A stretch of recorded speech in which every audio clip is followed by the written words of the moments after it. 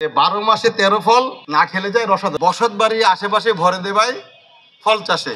এভাবেই দেশীয় ফল মেলায় বক্তব্য দানকালে ফলের গুরুত্ব তুলে ধরছিলেন ফরিদপুর কৃষি সম্প্রসারণ অধিদপ্তরের উপপরিচালক কৃষিবিদ মোহাম্মদ রফিকুল ইসলাম। রোববার থেকে ফরিদপুর জেলা প্রশাসকের কার্যালয়ের সামনে শুরু হওয়া 3 দিনের দেশীয় ফলের এই মেলায় 15টি স্টলে স্থান পেয়েছে নানা জাতের দেশীয় ফল। মেলায় অংশ নেওয়া উদ্যোক্তারা জানান, দেশে এখন পরিকল্পিতভাবে গড়ে তোলা হচ্ছে ফলের বাগান। এসব বাগানে নানা জাতের দেশীয় ফল চাষ করা হচ্ছে।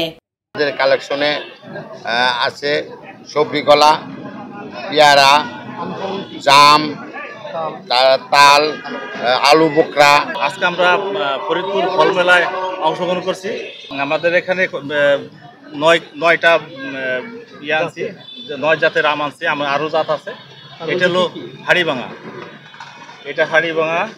এটা হিমসাগর, এটা খিসাবত বলে আবার হিমসাগর বলে।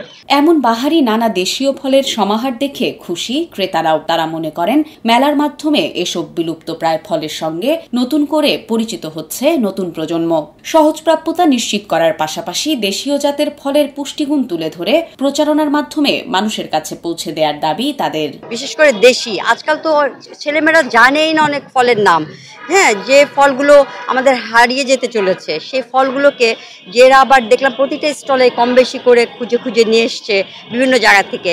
এ ধরেন যে জঙ্গলিয়াতা দেখলাম একটা, এটা কিন্তু চেনেই না অনেক। মূলত এটা মেলার বিষয়টা, মূল উদ্দেশ্যটা উদ্বুদ্ধকরণ, যে মানুষ বেশি বেশি ফলের গাছ লাগাক, তার পরিবারের সবাই যাতে ফলটা খায় এবং ফল খাওয়ার মধ্য দিয়ে তাদের শরীরে যে পুষ্টিগুণের যে প্রয়োজন আছে সেই প্রয়োজনটা চাহিদাটা মিটাবে।